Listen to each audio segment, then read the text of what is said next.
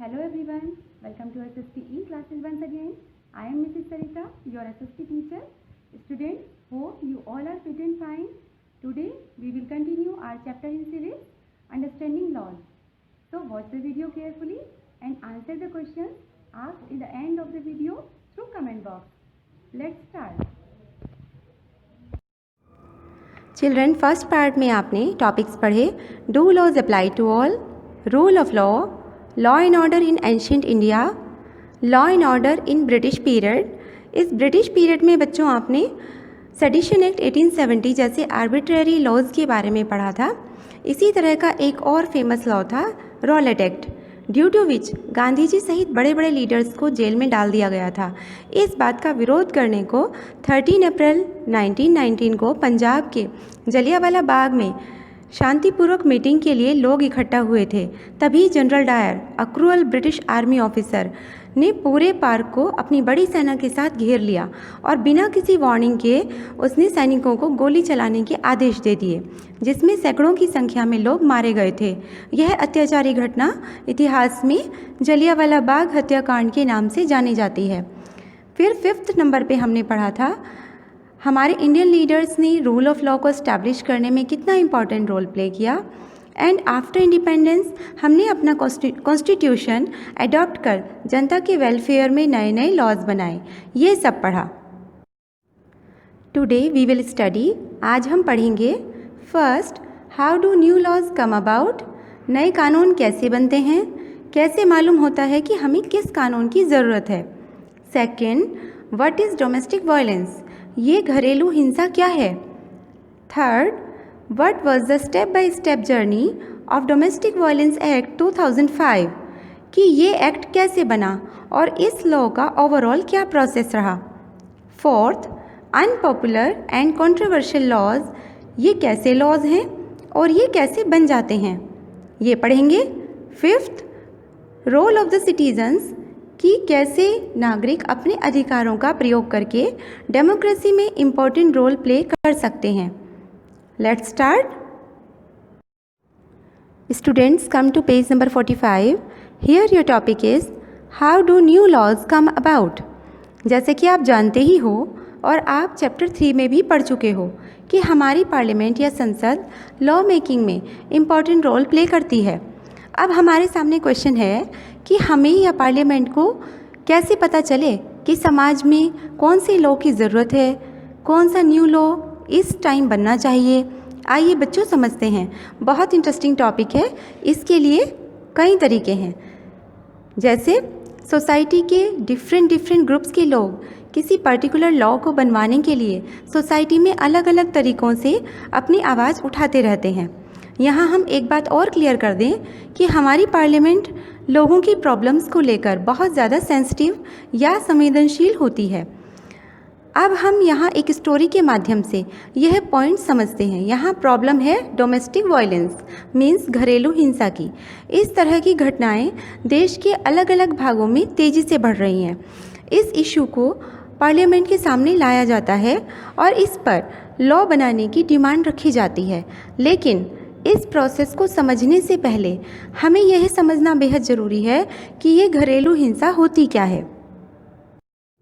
What is domestic violence? And this is our second topic also. Domestic violence refers to the injury or harm or threat of injury or harm caused by an adult male, usually the husband, against his wife. Injury may be caused by physically beating up the woman or by emotionally abusing her. बच्चों ध्यान से समझिए। Domestic violence it refers कि जब कोई adult mail या 18 years above male member, अक्सर husband या कोई और मेल फैमिली मेंबर भी हो सकता है, वो अपनी फैमिली की किसी लेडी को चोट या हानि पहुंचाए, उसे धमकी दे, तो डोमेस्टिक वायलेंस कहलाता है। इंजरी यानी जो चोट उस महिला को लगी है वो फिज़िकली मारने पीटने से या इमोशनली उसके साथ अब्यूजिंग वर्ड्स यूज़ किए गए हों, मेंटली टॉर्चर किया गया हो, ये सब डोमेस्टिक वायलेंस में इंक्लूड होता है। इस तरह की घटनाएं हमारे देश में लगातार तेज़ी से बढ़ती जा रही थी, तो उसको रोकने के लिए डोमेस्टिक वायलेंस एक्ट 2005 में बनाया गया। एक्ट मीन्स होता है लॉ या कानून। बच्चों, इसके पूरे प्रोसेस को आइए डिटेल में समझते हैं। इसके लिए हमें इसकी पूरी जर्नी या यात्रा या प्रोसेस को समझना होगा कि how the protection of women from domestic violence act got passed. देखते हैं एक स्टोरी की हेल्प से कि स्टार्टिंग से कैसे स्टेप बाय स्टेप इस इशू पर वर्क हुआ एंड एट लास्ट ये डोमेस्टिक वायलेंस एक्ट 2005 में पास हो गया। This is your third topic also. Students, for this interesting story come to page number 46। यहाँ शाजिया और कुसुम दो वीमेन हैं जो एक ऑर्गेनाइजेशन या संगठन के लिए काम करती हैं। वे बहुत खुश होकर न्यूज़पेपर में न्यूज़ पढ़ती हैं कि डोमेस्टिक वायलेंस एक्ट 2005 पास हो गया है और इस एक्ट की पूरी स्टोरी उनकी आंखों के सामने घूम जाती है। बात अप्रैल 1991 की है। ऑफिस का वह एक टिपिकल डे था जब वहाँ दो लेडीज़ एडवाइस लेने आती हैं। एक कहती है कि उसका हस्बैंड उसको मारता है और वह शर्म के कारण किसी से कुछ कह भी नहीं सकती। वो कहती है कि इस तरह के माहौल में वो और ज़्यादा दिनों तक नहीं रह सकती, पर कोई और प्लेस भी नहीं है कि वह कहाँ जाए। वो कहती है कि वह पुलिस स्टेशन में भी नहीं जाना चाहती, इससे फैमिली की बदनामी होती है, बस वायलेंस या हिंसा को रोकना चाहती है। दूसरी लेडी कहती है कि उसके बेटा और बहू उसको गालियाँ देते हैं, उसका सारा बैंक अकाउंट भी अपने कंट्रोल में कर लिया है और उस लेडी को घर से बाहर निकालने के लिए कहते हैं। वह कहती है कि वह अपनी फैमिली के साथ रहना चाहती है, इसके लिए क्या कोई कानून है जो उसकी हेल्प कर सकता है। ऑर्गेनाइजेशन की वर्कर्स उनको बताती हैं कि तब तक जो भी लॉज बने हुए थे, अनफॉर्चुनेटली दुर्भाग्यवश उन कानूनों में इस तरह के केसेस को सॉल्व करने का कोई ऑप्शन नहीं है। इसके बाद थ्रू आउट द 1990s, बच्चों जो ये 90 के पीछे छोटा सा एस लगा हुआ है, इसका मीनिंग हो जाता है पूरे 90 के दशक में। It means a period of 10 years that is from 1991 to 1999। Clear? तो इन 10 वर्षों में डिफरेंट मंचों से, देश के अलग अलग भागों से डोमेस्टिक वायलेंस के ऊपर एक्ट बनाने के लिए तेज़ी से आवाज़ें उठना शुरू हो जाती हैं।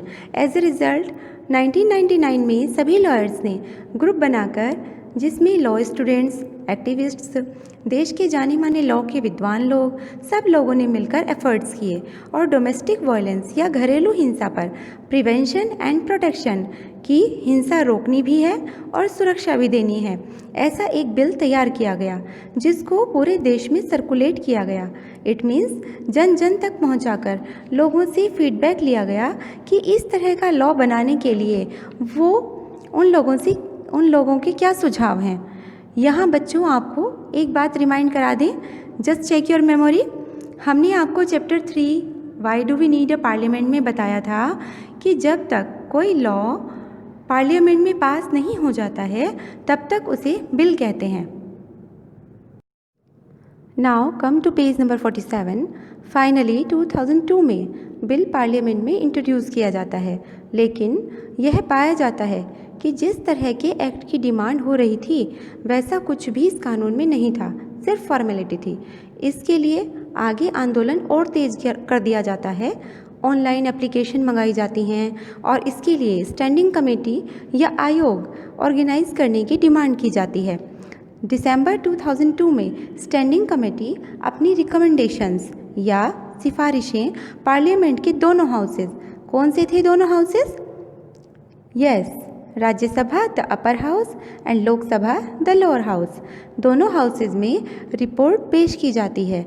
उसमें विमेंस ग्रुप की मोस्ट ऑफ द डिमांड्स को एक्सेप्ट कर लिया जाता है। After being passed in both the houses of parliament in 2005, it was sent to the president for his assent. Assent means, जल्दी से सोचकर बताइए, 3rd चैप्टर में पढ़ा था आपने। यस, राइट, असेंट मीन्स मंजूरी या स्वीकृति। इस प्रकार प्रेसिडेंट की असेंट मिलते ही domestic violence act came into effect in 2006. This law is a very significant step because it recognizes कि इसमें महिलाओं को राइट्स दिए गए। फर्स्ट, कि जिस घर में हस्बैंड वाइफ इकट्ठा रह रहे हैं उस पर दोनों का अधिकार है, ऐसे वुमेन को घर से बाहर नहीं निकाल सकते। सेकंड, आगे महिलाओं के साथ कोई वायलेंस नहीं होगी, ये एक अपराध माना जाएगा। थर्ड, वुमेन को खुद के खर्चे के लिए हस्बैंड मॉनेटरी रिलीफ देगा। इट मीन्स फाइनेंशियल हेल्प करेगा with medical costs. It means अगर वाइफ बीमार हो जाती है तो उसका खर्च भी हस्बैंड ही उठाएगा। Now the government has to ensure that this law is implemented effectively. अब ये सरकार सुनिश्चित करे कि ये कानून पूर्ण रूप से प्रभाव से लागू हो in the whole country. Now students, come to page number 49. Here your fourth topic is unpopular and controversial laws. यहाँ हम पढ़ेंगे कुछ अप्रिय या विपरीत तरह के लॉज बन जाते हैं। मीन्स जो सोसाइटी के एक सेक्शन के लिए यूज़फुल हैं पर दूसरे सेक्शन के लिए हार्मफुल हैं। आइए देखते हैं। Students, this is also very interesting topic, you have to focus on it.